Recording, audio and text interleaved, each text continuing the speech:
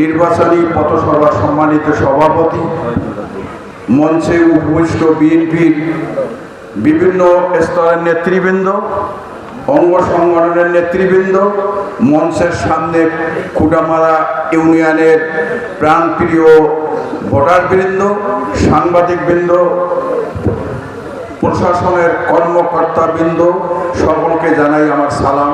আসসালামু আলাইকুম ও সনাতনী ভাইদের আদাব। আপনারা নিশ্চয় ইতিমধ্যে অবগত হয়েছেন, আমাদের জাতীয়তাবাদী দলের ভারপ্রাপ্ত চেয়ারম্যান জনাব তারেক রহমান আমাকে ধানের শীষের প্রচারণা শুরু করতে বলেছেন।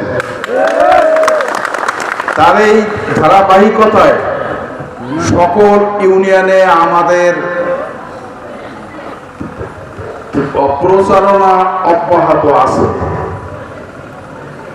আজকে আমি নিজেই আপনাদের মাঝে উপস্থিত হয়েছি আমার পক্ষে তথা ধানের শীষের পক্ষে আপনাদের কাছে ভোট চাইতে। আমি এখানে একটা কথা বলবো যে আপনারা গত 2009 সালে এবং 2014 সালে আমাকে বিপুল ভোটে আপনারা উপজেলা চেয়ারম্যান নির্বাচিত করেছেন। এজন্য আমি খুঁটামারাবাসীকে আমি ধন্যবাদ জানাই এবং এই খুঁটামারা ইউনিয়নে আমি বিপুল ভোটে ফার্স্ট হয়েছি। এই জন্য আমি আপনাদের কাছে কৃতজ্ঞ। মহান আল্লাহ যদি আপনাদের সার্বিক সমর্থনে জলঢাকা আসনে সংসদ সদস্য নির্বাচিত হতে পারি, আমি জলঢাকার সকল দল ধর্ম বর্ণ নির্বিশেষে সহনশীল ও সহমর্মিতার পরিবেশ তৈরি করব। আপনারা আমার এই উপজেলার চেয়ারম্যান 10 বছর একটানা ছিলাম, ওই সময় আপনাদের খুঁটামারার চেয়ারম্যান যারা ছিল তারা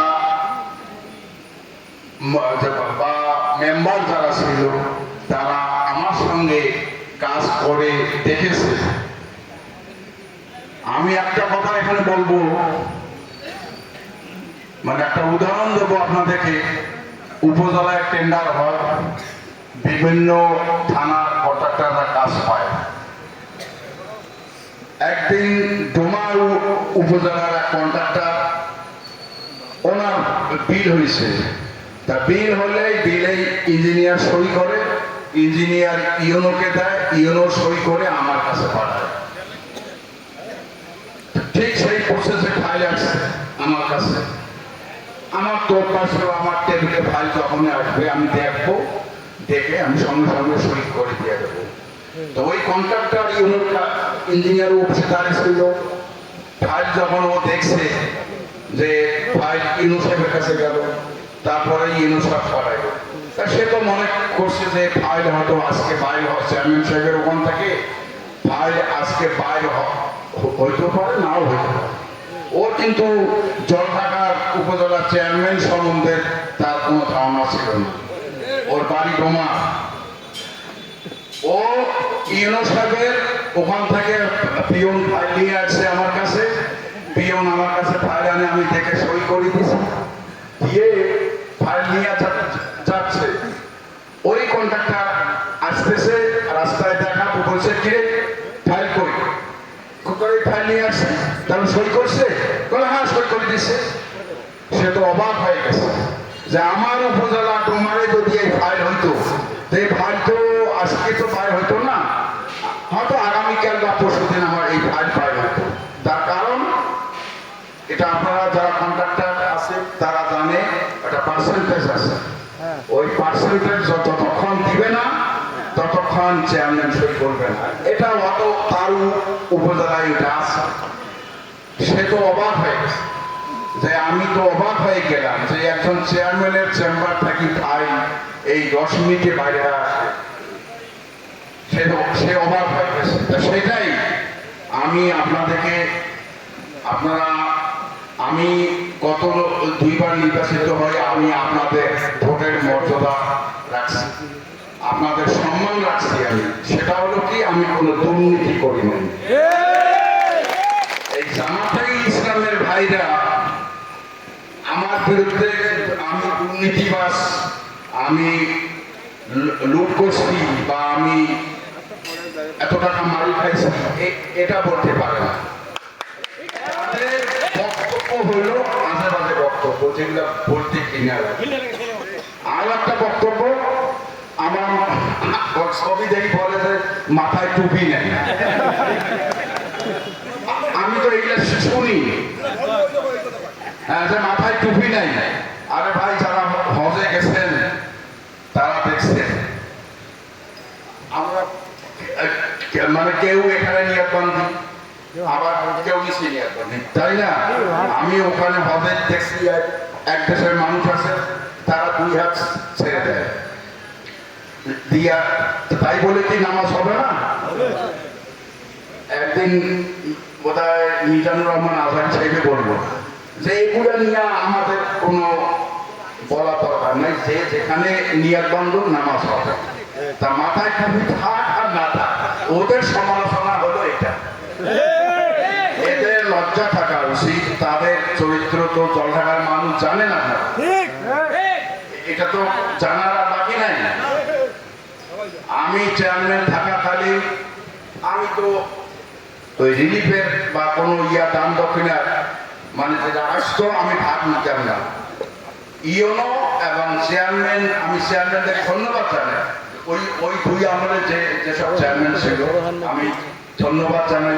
ওই চেয়ারম্যানদের মধ্যে 2-1 হয়তো মারা গেছে আর বাকিরা আছে, ওরাই জোর করি যে না, আজ আপনি তো নির্বাচন করছেন, আপনি তো এখানে এমনি আসেন না, নির্বাচন করে আসছেন, তা আপনারা তো লোক আসছেন, আপনি ভাগ নেন। তাই এই ভাগ যদি নিতে হবে তাহলে সেটা একটা ভাগের একটা হিস্সা, মানে অর্ধেক জামাতকে দিতে হবে, এর কোনো কথা নেই, অর্ধেক দিতে হবে তাদের। আমি দিয়ে দিতাম, ঠিক আছে নেও।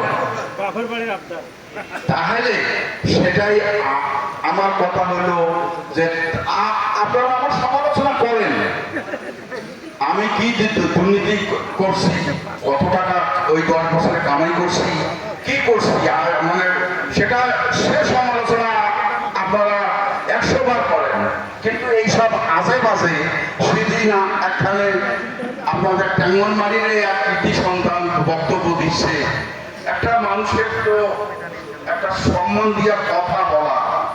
আমি যদি আজকে জামাতের ওই যে ওবায়দুল্লাহ সালাফি দাঁড়াইছে, সে আমার বাড়ির পাশেই বাড়ি, আমি তো তাকে সম্মান দিয়া কথা বলবো, আমি তো হয়তো তাকে বলবো যে জনাব ওবায়দুল্লাহ সাহেব বা অমুক, সে স্টেপ সেদিন আমি পাশে থাকি, নিজ কানে শুনতেছি যে এই একজন দাঁড়াইছে সৈয়দ আলী, সে কিন্তু আমার সে বয়সে অন্তত 20 বছরের ছোট হবে।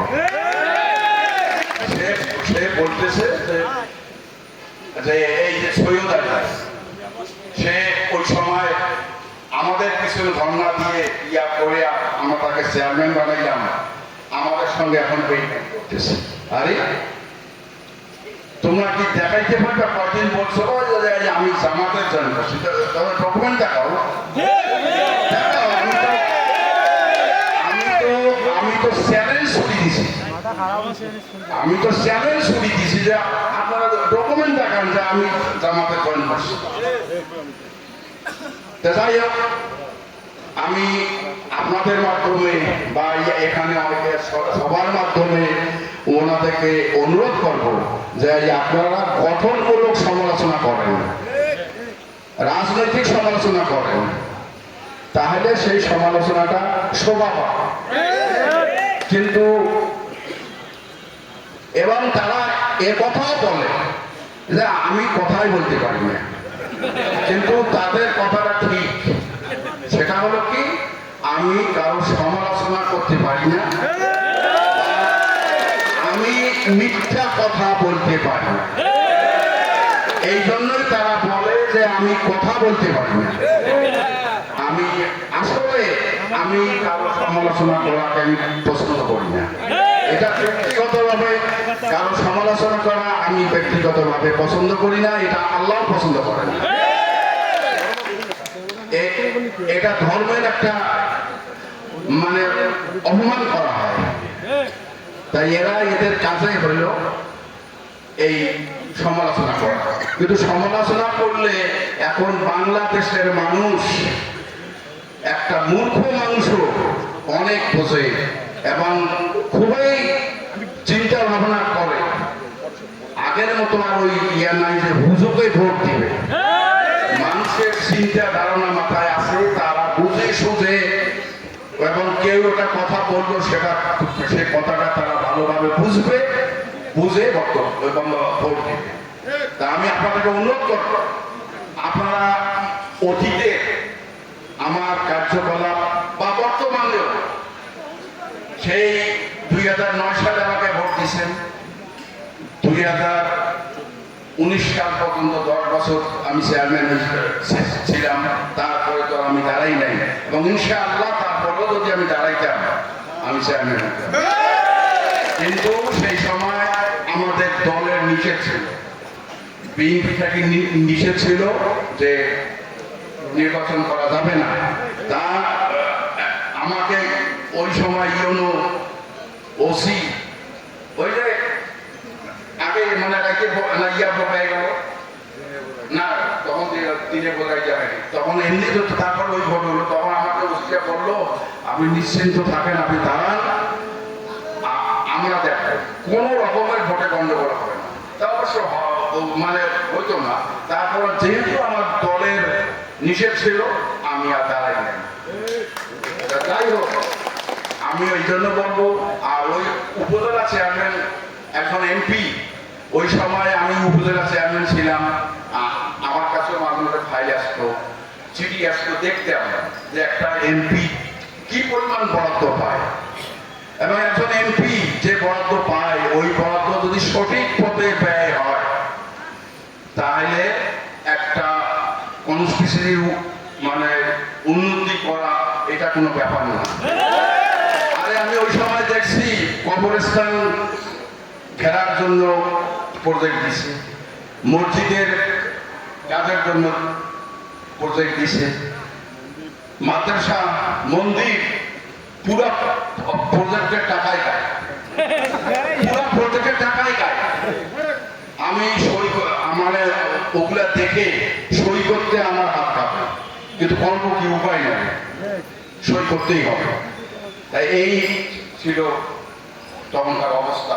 তা আমি সেটাই দেখছি যে একজন এমপি কত মানে কত বরাদ্দ থাকে এবং একজন এমপি কিনা করতে পারে।